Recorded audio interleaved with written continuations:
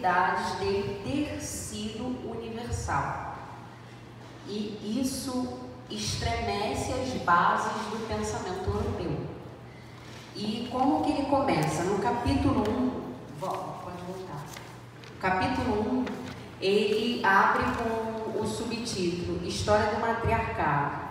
O conceito-chave que ele traz é racialismo ocidental e a inferiorização do matriarcado. Deu para vocês entenderem o que a gente fez? Para entender o que é o racialismo. E aí, a partir do racialismo, se propõe, nas 3 teses que a gente vai dar uma olhada, o matriarcado como sendo uma fase inferior do patriarcado. Pode passar, né? Se quiser fazer essa intervenção. Bom, os teóricos do Ocidente. Ninguém fala do Laftal, né? Aí o Laftal foi um teórico do século XVII, que antecede o Bachofen, o Bachofen, o Morgan e o Hegel. Ele era um missionário religioso, viaja nas missões francesas, extremamente abastado, e ele começa a fazer as etnografias. Numa dessas etnografias dos povos iroqueses, ele escreve um capítulo inteiro falando sobre a mulher. E nesse capítulo, esse livro a gente pode subir, mas ele está em francês, ele não foi traduzido. Tem alguns trabalhos no Brasil que fazem um apanhado sobre isso, mas não traduziram este capítulo. É o 3º capítulo e é o maior capítulo da etnografia dele. Os maiores capítulos da etnografia dele é a parte da religiosidade dos povos iroqueses, porque era interessante para ele, e a questão das mulheres, porque chamou a atenção. E a partir disso, ele desenvolve uma etnografia que dá base para o Morgan desenvolver os estudos de parentesco depois. E lá ele vai colocando como essas mulheres se comportavam. E é importante, para quem for estudar o matriarcado, você não vai encontrar um teórico falando do matriarcado, mas você vai encontrar em vários trabalhos etnográficos esses registros do comportamento das mulheres para dentro dessas sociedades. Então, eu acho importante a gente ver o trabalho do Laftal para entender o trabalho dos outros que vem depois e que nem citam o nome dele, né? Isso é coisa de vamos continuar. Então, ele traz Laftal, Bachofen, Morgan e Hegel. No livro, o Laftal não está. Então, já é uma inclusão do processo que a gente está construindo. Os teóricos no continente. O Diop, a doutora Ifia Madiumbi, que é super importante nos estudos de gênero, porque ela traz a perspectiva do gênero não ser universal. Tem um trabalho da Margaret Mead, que ela faz uma etnografia, e aí na etnografia dela ela é feminista, trouxe todas as suas bases conjecturais, eurocêntricas, e ela se sentia incomodada com a forma do DOT, que é aquelas mulheres, as Nuer, o estudo das Nuer, né? Porque tem a questão do DOT, o DOT é entendido dentro de uma compreensão ocidental, e aí no final do trabalho ela fala, eu pergunto, não pergunto, porque eu não posso interferir no campo. No final ela fala, posso fazer uma pergunta para uma das mulheres que ela etnografa? Aí a mulher fala para ela assim, pode. Aí ela fala assim, como que você se sente sendo trocada por um boi? Aí a mulher olha para ela, que bom que você me fez a pergunta, porque eu estava querendo te perguntar também. Como que você se sente quando você casa e o homem não dá nenhum presente para sua família? Nossa, você deve se sentir super mal, né? Então, é importante a gente entender que são perspectivas. E ela veio cheia de conceitos, achando que aquela mulher, ela se sentia oprimida ou trocada por um boi. Mas ela não entendeu, vendida, né? Mas ela não entendeu a compreensão da dimensão. Porque o dote não é pagar ou comprar a mulher, mas é dizer que a mulher é o poder. Ela não representa o poder, ela não tem poder, ela é o próprio poder personificado, visto na House Set, que é chamada de Isis, que é o trono aonde Heru está sentado. Não é uma cadeira, é a mão. Então, ela é o poder. Trazendo para a nossa realidade brasileira, Ganga Zumba só assume o trono, só assume como rei do Palmares quando a Cotirene coloca a mão na cabeça dele e diz: ele é o rei. Eram várias etnias que eram até rivais entre si. Mas vocês estão compreendendo a diferença? Então ela vai lá e coloca. Então, o que a gente precisa pensar? O dote, ele é o reconhecimento de um poder vital que está saindo do seio daquela família para outra família. Então a outra família está recebendo uma potência. E o que eu coloco no lugar? Como que eu recompenso essa retirada de poder? Eu presenteio. Por quê? Porque eu estou grato, porque eu estou recebendo mais poder, né? As nossas religiões africanas, elas não trabalham no fortalecimento do axé, né? O que é? O que é o axé? É fortalecer a potência vital. Então, você está recebendo poder na sua casa e como que você se torna grato por esse poder. Então, é importante essas mudanças de percepção para a gente entender. Depois, o Marcel Mous, ele vai escrever uma etnografia chamada Ensaio sobre a Dádiva, onde ele vai estudar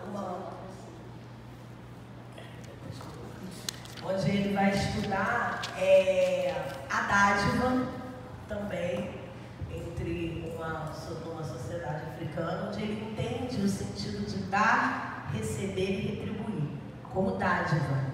É uma etnografia também que eu acho que vale a pena para entender essa questão. O nome da etnografia é Ensaios sobre a Dádiva, Marcel Mous. Tá? E aí depois tem a doutora Ive, que é super importante. Agora eu vou... Peraí. Ieroque, que também é uma grande... Oiumi. Tá. Então está ali o nome dela, que é uma importante teórica também no sentido do estudo das famílias, que é importante quando está citada ali a família, né? A gente pensa o quê?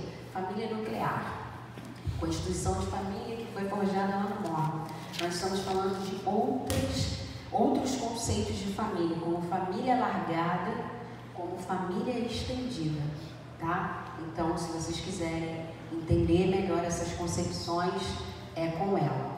É importante ler, mas o conceito de família largada é a mesma coisa que a gente vivencia no terreiro, tá? Por isso que a gente se chama de irmão.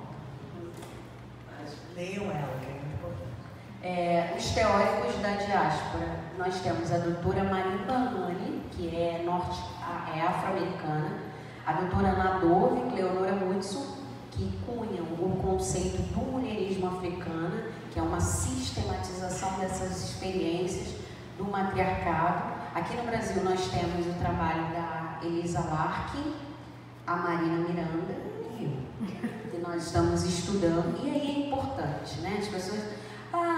nós estamos estudando como pioneiras no Brasil esse trabalho. Inclusive esse curso não é um curso pioneiro, é um conceito que não é estudado. A gente traduz materiais, a gente lê pelo menos 8 horas por dia para não só construir a dissertação do mestrado ou a tese do doutorado, mas para poder entender este universo. E nós estamos não só na teoria, mas trazendo as experiências da nossa comunidade para dentro dessa construção. E também deixando para vocês um legado, porque eu estou defendendo a minha dissertação e já estou ingressando no doutorado. Então vai ter de referência uma dissertação e uma tese. Daqui a pouco, uma dissertação que já tem um TCC. Então, vão ter trabalhos aí sobre isso, para vocês consultarem essa bibliografia, o que está sendo escrito e o pensamento crítico sobre o que já foi escrito sobre isso. Porque no Brasil não tem. Tem na Alemanha, tem na Rússia, tem em outros lugares. Mas pensar matriarcado por uma perspectiva africana que não esteja incorporado com a teoria feminista, não tem. Então, o capítulo 1, que gira em torno dessa revisão historiográfica desses 3 autores, ele começa pela tese do Barhofen ou Bachofen, né? Esse livro aí é caríssimo, deve ter uma média de R$300, também não está traduzido, é um matriarcado, e ele escreveu um outro chamado Direito Materno. Esse cara era um alemão, e ele é considerado pioneiro, eu acho que é de 1861, é o primeiro escrito que a gente tem acesso sobre isso, falando sobre o matriarcado e o que ele traz dentro da tese dele. O matriarcado é promíscuo, aí a linhagem uterina sempre quer. Deixa eu só fazer um comentário sobre isso. Quem é de ciências sociais aqui? Você já deve ter escutado quando fala assim dessas 2 categorias, né, patriarcado e matriarcado, a justificativa que os professores que tocam nesse assunto dão. Por que a linhagem é uterina? Porque você só sabe quem é o filho a partir da mãe. Porque era uma pouca vergonha, né, uma promiscuidade. E aí, se a gente olhar para aqueles teóricos lá, vejam como a análise é feita, primeiro, em cima de um binarismo muito grande, uma ideia de sim, não, claro, escuro, bom, mal, intelectual e irracional, né? E quando a gente olha para as sociedades africanas, esse conceito é facilmente derrubado nas próprias etnografias que esses caras produzem, né? Quando, por exemplo, a linhagem é materna, e aí é importante a gente falar dessas categorias, né? Matriarcado é um conjunto de epistemologias. Matriarcado é gestão, o matriarcado são formas de sociabilidade, valores sociais, uma filosofia prática. Matrilinearidade, você acha que já eu vou te atrapalhar? Pode falar. Matrilinearidade é a seguinte ideia: a validade jurídica da propriedade pertence à família da mãe. Como os judeus até hoje são. O que eu quero dizer com isso? Direito de herança. Quem? É semelhante ao papel da mulher judia negra. Porque eu estou vendo o segundo judeu que está falando sobre matriarcado, né? Ele é alemão. É alemão judeu. Ele é alemão. Pelo sobrenome, pela tem tradução. O que a gente está dizendo é que a linhagem uterina, como sendo a questão jurídica, a senhora perguntou se o matriarcado judeu é parecido com o matriarcado africano? Essa foi a pergunta? Ou se ele é judeu?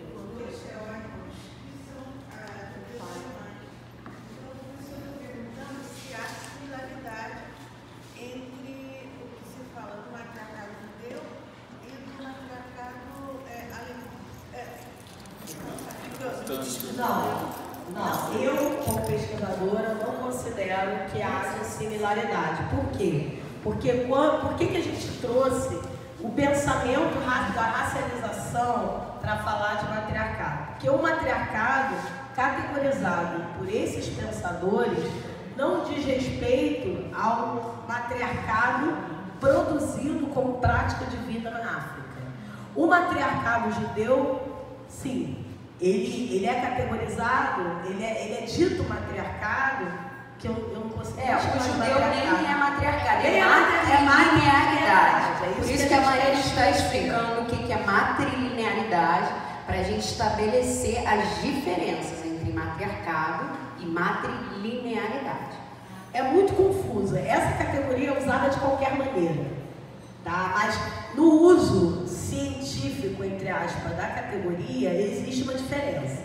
Matrilinearidade diz respeito a uma noção jurídica de herança da propriedade, ou o que não quer dizer poder. Por exemplo, matrilinearidade é quando a minha filha é reservado o direito de herança dos bens da minha família.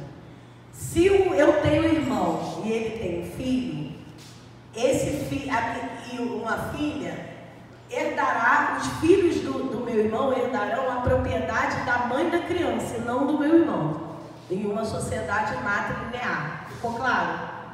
A Bíblia, por exemplo, é matrilinear em que sentido? Quando lá em Gênesis estabelece-se que o filho de Abraão seria o herdeiro das terras prometidas, né?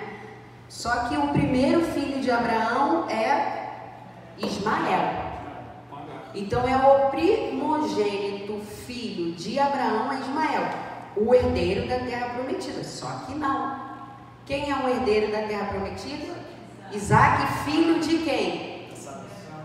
Então a Bíblia é matrilinear no sentido de herança. Por isso os árabes podem inclusive contestar, estão certos, contestar a questão da herança de Isaac, porque o primeiro filho de Abraão é Ismael.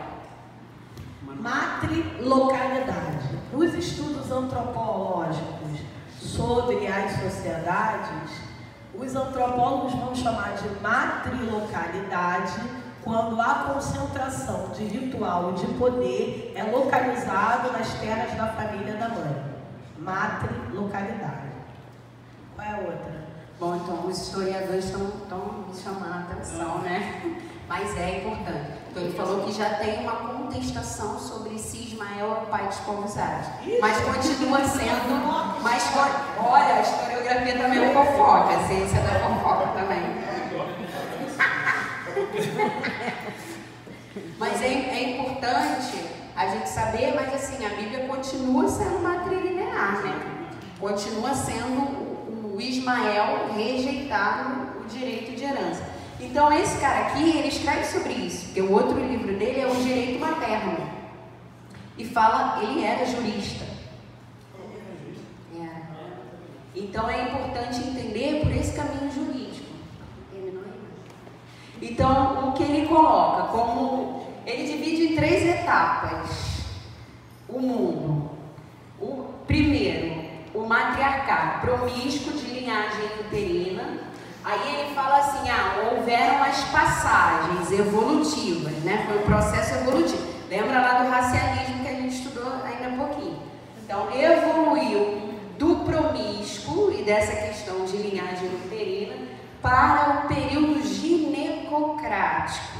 Ginecocracia não é matriarcado, tá? O que é ginecocracia? Que eles colocam.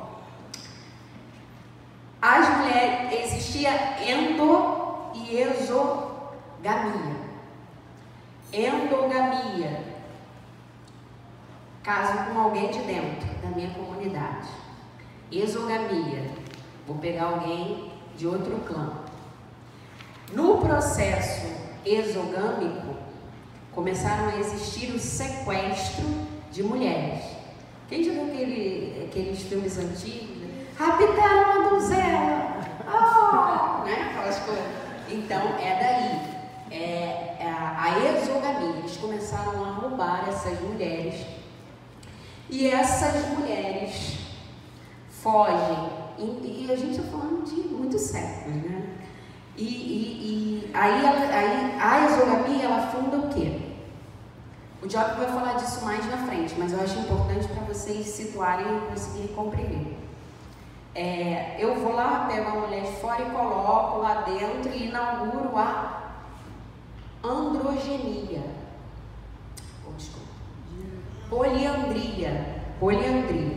A poliandria era o quê? Uma mulher para vários homens. Aí a mulherada, elas sofriam estupros consecutivos de vários homens, filho, tio, pai, marido. Então elas eram estupradas várias vezes. Por quê? A gente vai falar ali embaixo da mitologia grega para poder entender esse processo da exogamia.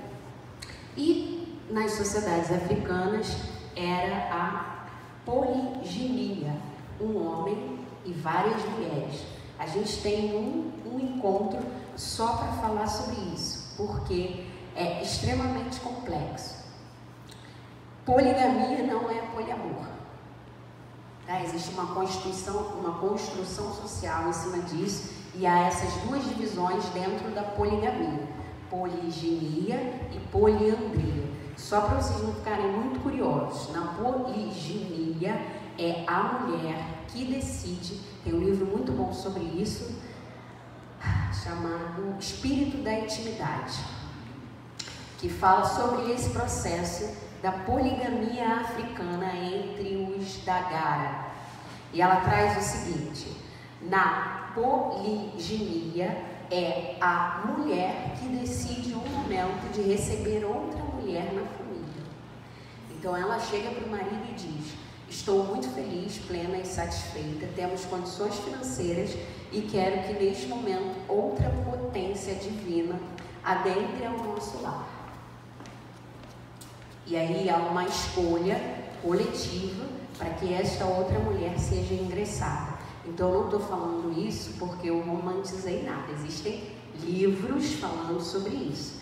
Inclusive a Pauline Chigiani, infelizmente o livro dela também está na mão do pessoal aí que não deixa mais ela publicar, mas tem Niket, uma história da poligamia. E ali a personagem sofre vários conflitos, mas como a literatura africana ela está muito pautada na história que a gente chama de real e o lúdico, ela traz muitos dados super importantes sobre essa construção da poligamia. Então o ginecocrático, ele é colocado no processo dessas mulheres sequestradas, violadas, elas fogem e inauguram as sociedades ginecocráticas. O que são as sociedades ginecocráticas? Vê o filme da Mulher Maravilha. Tá? Vocês vão entender muito bem o que é sociedade ginecocrática. As Amazonas surgem desse processo de fuga dessas mulheres que inauguram um pensamento de vingança, que eles chamam de revenge. Então elas fogem para o continente, ficam nas regiões do regadio, né, onde tem a questão dos rios e os navios vão chegando, né, os invasores, e elas vão fazendo o quê? Arrancam o peito, negam o ventre, porque você é estuprada consecutivas vezes. Aquilo ali para você não é uma coisa legal. E você, aquele troço sair de dentro de você, você vai amar como? É um processo de estupro. E aí elas fazem o quê? Nasceu um menino, mata. Nasceu mulher, fica viva. Aí nasceu um menino, precisa de alguns para reprodução. Deixa alguns ali, mas eles são humilhados dentro dessas sociedades ginecocráticas. Chegou o homem, corta a cabeça, pendura. E tem aquelas fotos das cabeças penduradas. Isso não é matriarcado, isso se chama amazonismo, que o Bachov traduz como período ginecocrático. Aí ele fala assim, saímos do primeiro período da promiscuidade, da linhagem uterina, entramos no período da vingança, aonde a gente está passando na barbárie. Aí está lá o pensamento racialista, primitivo, é o promíscuo, linhagem uterina, matriarcado, bárbaro, ginecocrático. Aí elas são vingativas e cortam a cabeça de todo mundo, são bárbaras. Aí somos todos iluminados pelo sol do imperialismo masculino, surgindo então a civilidade, o reino do patriarcado. Como que ele referenda isso? Dentro do pensamento filosófico. Aí vai lá num lugar que a Marina odeia, né? Na filosofia grega, e coloca na boca de uma mulher, que é a Atena, o voto de Minerva. Então, quando é o voto de Minerva, sabe que é patriarcal, sexista. Por quê? Eles colocam na boca de uma deusa a justiça. Ela estava fazendo justiça dizendo que Orestes tinha todo o direito de matar a mãe, pai, enquanto o pai estava na guerra. Só que ninguém contou essa história antes, né? Que o pai sacrificou a filha dela para poder ir para a guerra. Contou? Ah, já contou? Ah, então tá bom, então lá fora. Tá vendo como a gente está?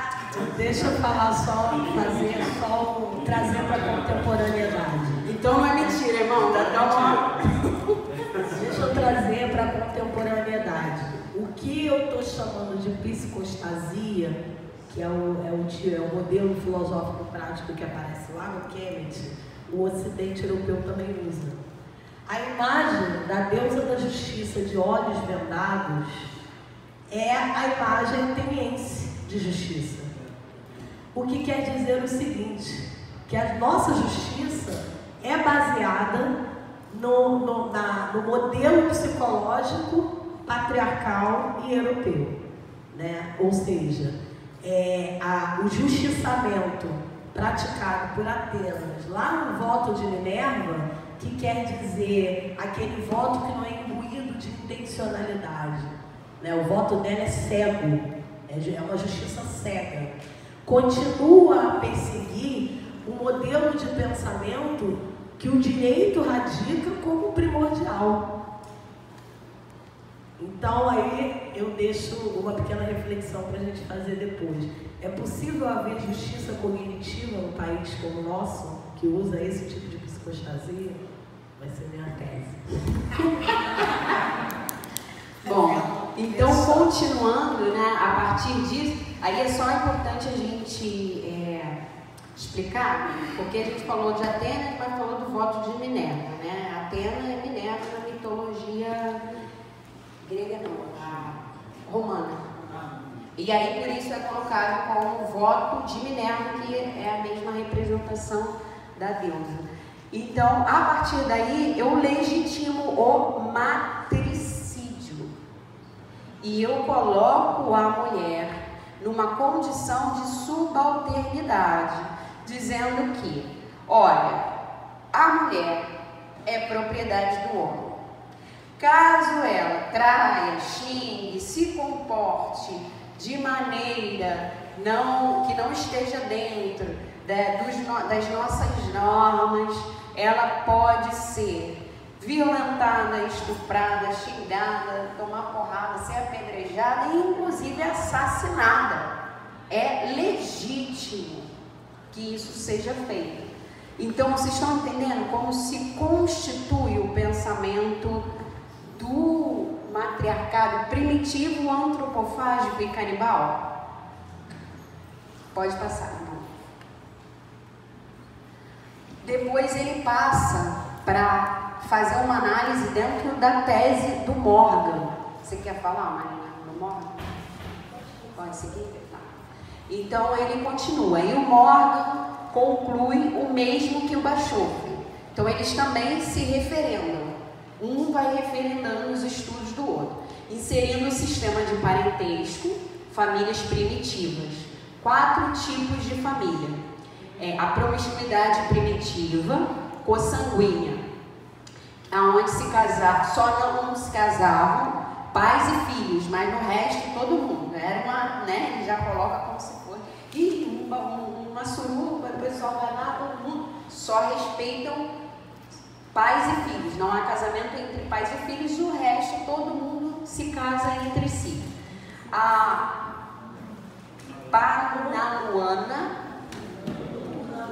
Unaluana, não se casam irmãs e irmãos, primos e primas, mas casam-se com grupos de irmãos ou primos vindos do exterior. Lembra da exogamia que a gente falou? Deixa eu só fazer um comentário sobre isso.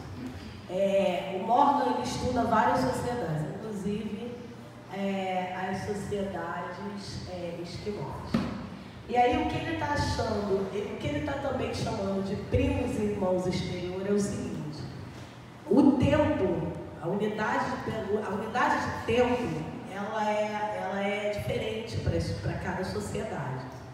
Tem sociedades que vão organizar o tempo a partir do trabalho, ou seja, e ele chama isso de morfologia sazonal.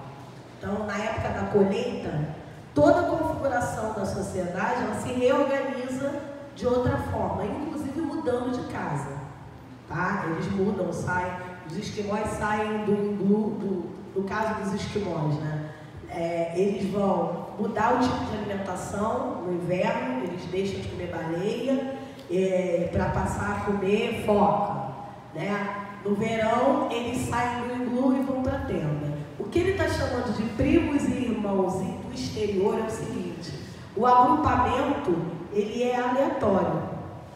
Então, eu posso ser criada com o meu primo, porque a minha família, da minha tia, vai morar junto com a minha família.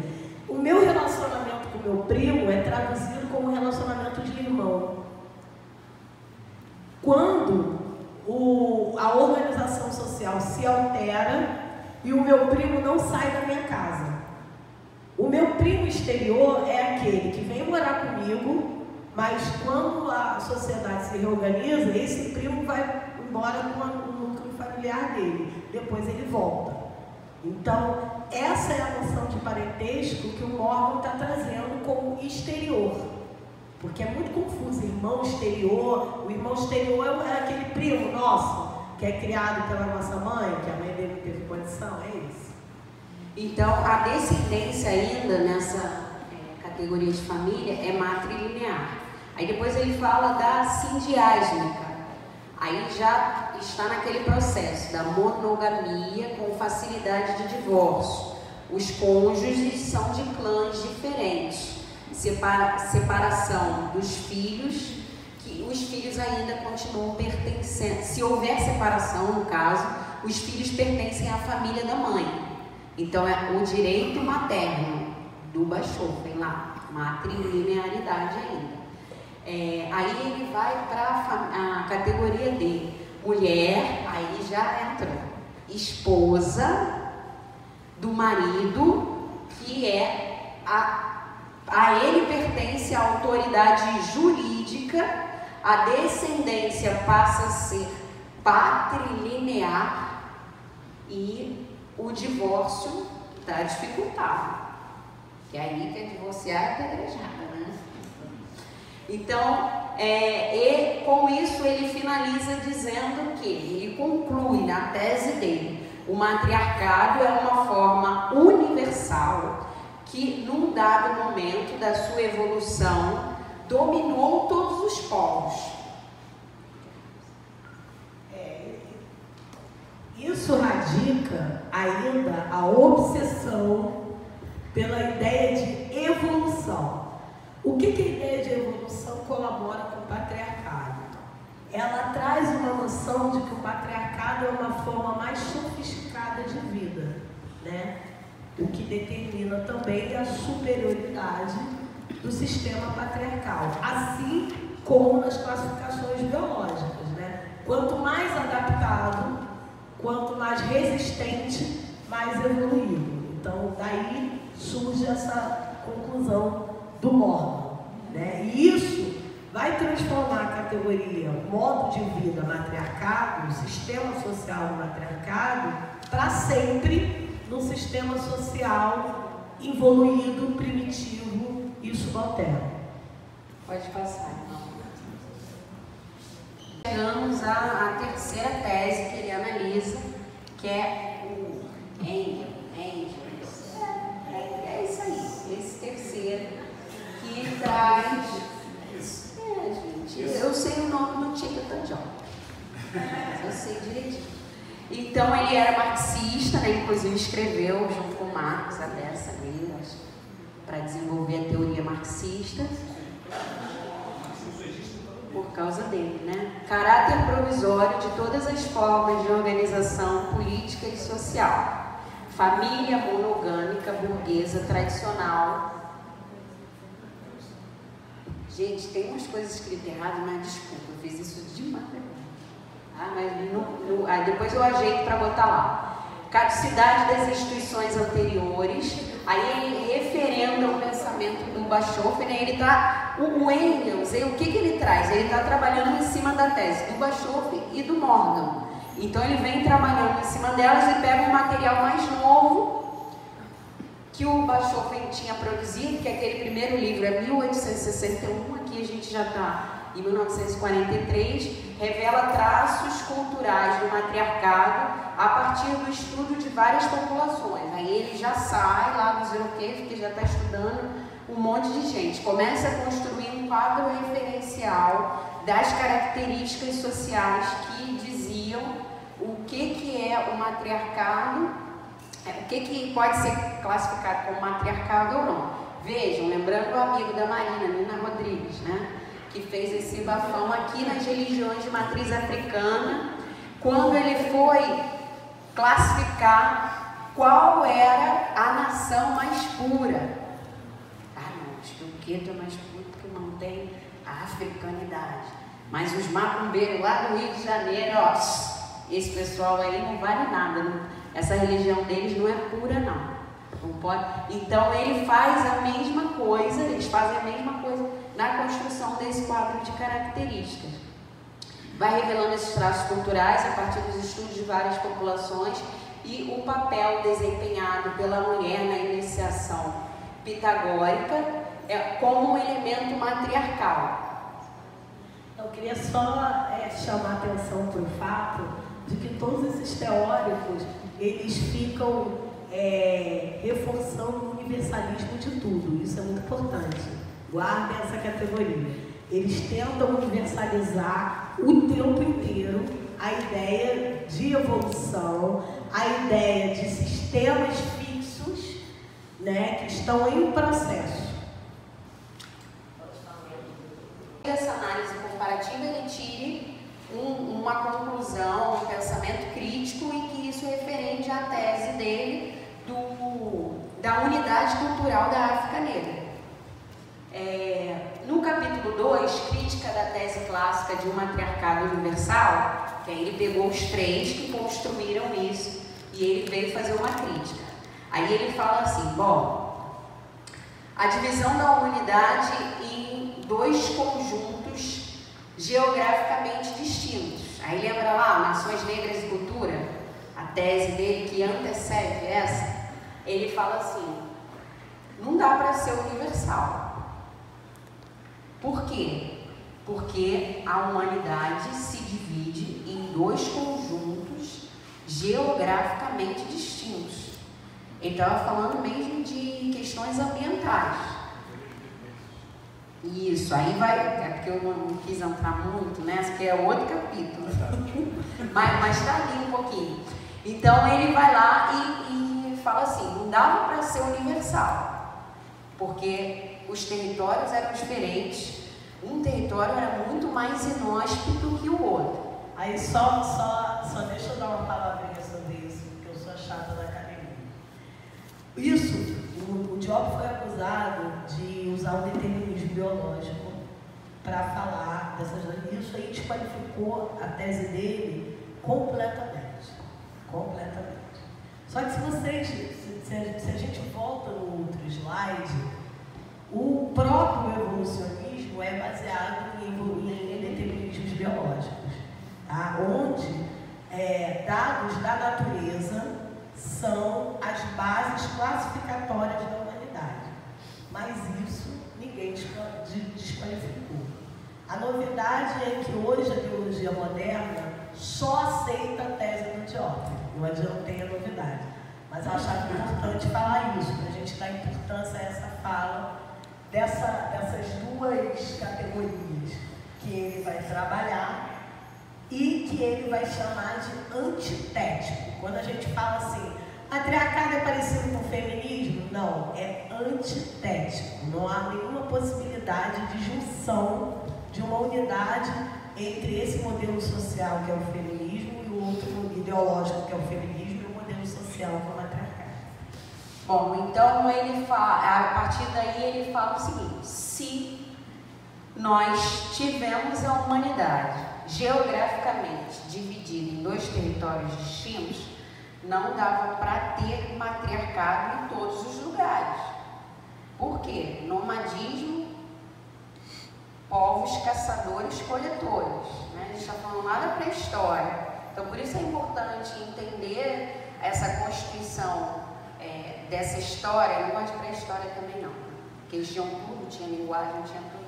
Dessa história que antecede essa história mal contada, para a gente compreender essa divisão. Então ele fala assim, não, se o mundo estava dividido em dois territórios geográficos, tinha o patriarcado e o matriarcado. Por quê? Porque se o comportamento era diferente a partir do ambiente, não tinha por que essa mulher ser poder dentro das organizações nômades. Era um outro pensamento de mundo. Então ele já fala, tinha matriarcado e patriarcado. O encontro, e que esse reencontro desses dois territórios começaram a causar disputa. Que disputa é essa que a gente falou lá atrás? Né? O Vale do Regadio, as mulheres que estavam ali, quem era?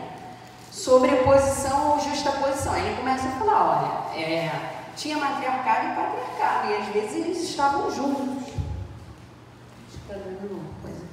E às vezes eles estavam até juntos, se sobrepunham ou se justapunham.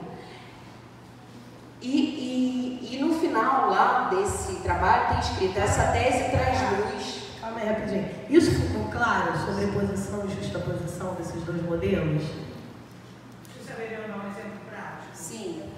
Por exemplo, O Kemet. Primeiro o Kemet, mas que possa ser trocada. A cultura, ela só é cultura porque ela está em eterno movimento de trocas culturais. As trocas culturais sempre houveram desde o início da humanidade. Seja ela como tecnologia social, por exemplo, um povo ensinando o outro a caçar, ou um povo optando por ser apenas caçador, o coletor, e outro povo optando por não usar certos tipos de alimento. Isso só acontece a partir da observação empírica, que vai se transformar em troca cultural. Então, por isso o antropólogo não pode falar isso. O que o Diop está falando é o seguinte, esse movimento cultural do tempo, né, das trocas e dos encontros de cultura, eles podem se sobrepor de que forma? No ambiente da troca cultural, os hábitos eles podem ser incorporados totalmente ou parcialmente dentro de uma sociedade. A Grécia helenística, um exemplo A disso. Grécia helenística é um movimento, é um exemplo disso. Ou o Kemet, na justa posição cultural, onde ele, através do tempo, ele vai assumir hábitos culturais, por exemplo, que são núbios. E também no sentido de, por exemplo, 12 foram femininas. E aí isso não modificou em nada, porque Hatshepsut, lá da 18ª dinastia, vestiu roupa de homem para ocupar o cargo de faraó, porque o gênero não era um problema. Não vou vestir roupa de homem. Não tinha essa concepção de gênero ser um problema. Os signos que eram incorporados a Heru, né, que é o faraó na terra, eram signos ligados ao masculino, e ela não teve problema de botar a barba e botar a roupa do faraó.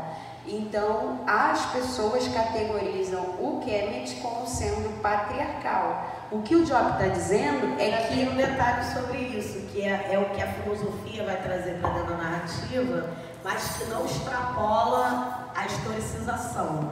A Hatshepsut, ela foi super inteligente. Ela incorpora o ente feminino, que é o poder total. Ela é uma mulher, então ela já representa o ente feminino.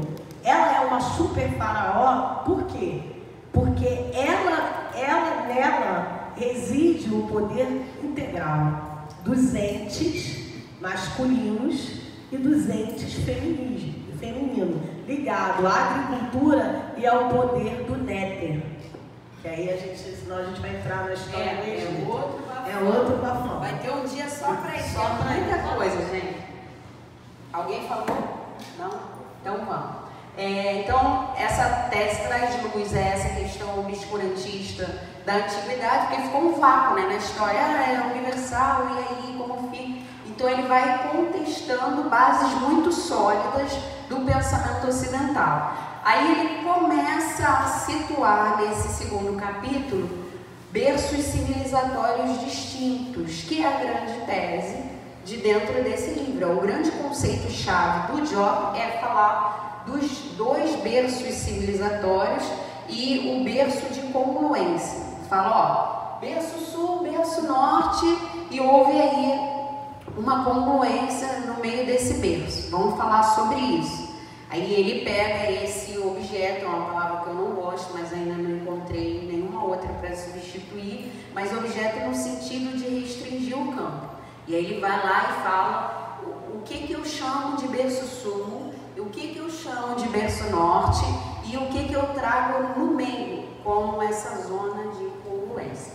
Aí ele traz organizações sociais distintas a partir desses dois berços, pensando nessa divisão aqui em dois conjuntos. E aí ele começa a dizer, bom, no berço civilizatório norte, que a gente vai entrar daqui a pouquinho para mostrar para vocês, ele fala, o papel da mulher é nulo, porque ela só serve para isso, procriar. No berço sul, preponderante. Por quê? Menstruação, lua, ventre, mulher, terra, mãe. Pode passar. Aí ele vem, ele fala dos conceitos que a gente já falou, né? Endogamia, exogamia, ficou enegrecido para vocês? Ok. Antropofágico, primitivo e canibal é aquela frase que eu botei aí, né? Meu professor angolano português falou em sala de aula. Aí ele fala assim, gente, não dá para falar sobre isso porque o caráter sagrado da mãe nas sociedades sedentárias, agrícolas, matriarcais, adapta-se mal à ideia de uma promiscuidade primitiva anterior, porque essas sociedades já enxergavam a mãe como sendo sagrada.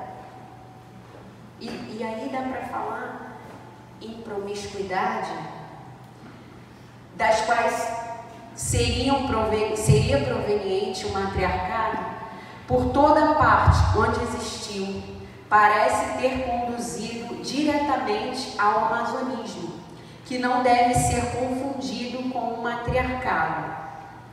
Então ele fala assim, bom, a promiscuidade que eles categorizam como sendo matriarcal não é amazonismo.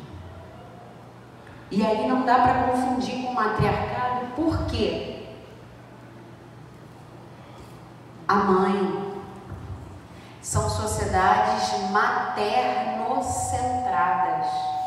E aí realmente não tem como falar que essas sociedades são sociedades, deixa eu ver, de vingança. Pode falar. Então, o primórdio dos estudos antropológicos sobre o pensamento social no mundo, ele nasce a partir da religião, até porque as narrativas eram majoritariamente realizadas por padres, né? Absolutamente contaminados pelas convicções que estavam ligadas à crença cristã. Quando ele fala de promiscuidade, ele não está falando só da relação sexual promíscua, tá? Mas ele está falando da promiscuidade na valorização da vida, ele está falando dos hábitos culturais, ele está falando desse conjunto de coisas que estão inseridas nessa noção de promiscuidade. Para o que ele está defendendo é que para o pensamento africano, a mulher ligada à ideia de agricultura, o Macacá bem trouxe as palavras-chave, né? menstruação, lua, agricultura, terra e mãe. Ela estava ligada à noção de sobrevivência. Então imaginem o seguinte, seria possível, quando uma sociedade enxerga a mulher como uma entidade, um ente, tá, ligado à terra, que é a terra com a sua propriedade nutriz, ou seja, a terra, ela é responsável pela sobrevivência da sua comunidade e da sua sucessão, além de também ser responsável pela existência dos seus ancestrais, que são conceitos, são noções básicas para a unidade de pensamento africano. Essa mulher poderia ser violada? Porque o entendimento é o seguinte, se eu violo esse ente que está ligado a uma espiritualidade feminina, que está ligado à terra, eu violo a minha condição de viver. Como é que a terra produz se a mulher está insatisfeita? Tanto que, na maioria dos rituais africanos, nas várias sociedades, a satisfação da mulher é um dado, que justifica, inclusive, a escassez da comida. A gente tem uma aula só sobre isso, falando dos rituais de gozo feminino no oeste africano. Que um deles é o Kanyuanza, que a mulher ejacula até um mês. Não posso falar, depois a gente fala sobre isso, que é muita coisa, gente. Vocês estão entendendo como o matriarcado é extremamente rico? Então, as conclusões do Job, do 2º capítulo. A tese clássica da universalidade do matriarcado teve suas estruturas abaladas. O etnocentrismo europeu está deixando de ser a centralidade gravitacional nos trabalhos acadêmicos. Não foi ele que falou, não, gente, foi eu. É porque eu tô tão... Daí é minha Olha, arrasei. Agora eu tô olhando e falei, gente, o Job... É importante conhecer as teorias clássicas, analisá-las a partir de uma ontologia africana, para que então possamos criticá-las e até mesmo derrubá-las. Foi o que ele fez. Ele estudou lá os clássicos e ele falou, bom, não é bem assim, né? Como fez o nosso extraordinário Job. Leia e use nossos irmãos teóricos. Gente, desculpa, mas enfim. Esta também é uma forma de rememorar e celebrar a nossa ancestralidade, no sentido de que toda vez que você cita o Kant, toda vez que você cita o Voltaire, lembra lá daquele outro que a gente estudou, a gente está fazendo o quê? Rememorando os ancestrais, os antepassados, né, que eles não têm essa concepção de ancestral, os antepassados eurocêntricos. E aí quando você começa a ler os seus teóricos, vocês viram que tem muito. Não tem o quê? Eles estão inacessíveis dentro da academia. A gente precisa levar. Quando a gente leva, a gente trouxe 4 ou 5 livros do Job. Então, quando as pessoas falam, não pode defender o Job porque a tese dele foi refutada. Aonde? Aqui, ó, o material dele é vendido em caro beça. E as teorias estão todas aqui e hoje é a teoria mais aceita pela biologia. Então o professor, ele vai falar isso por quê? Porque ele não conhece. E aí, para ele ter um trabalho, porque a obra é grossa, você viu, né? Que o livro é só tijolão. Então ele prefere dizer o quê? É refutado. Eu falei, refutado por quê? Vai me citando aí, por que eu não posso utilizar? Então a gente precisa conhecer.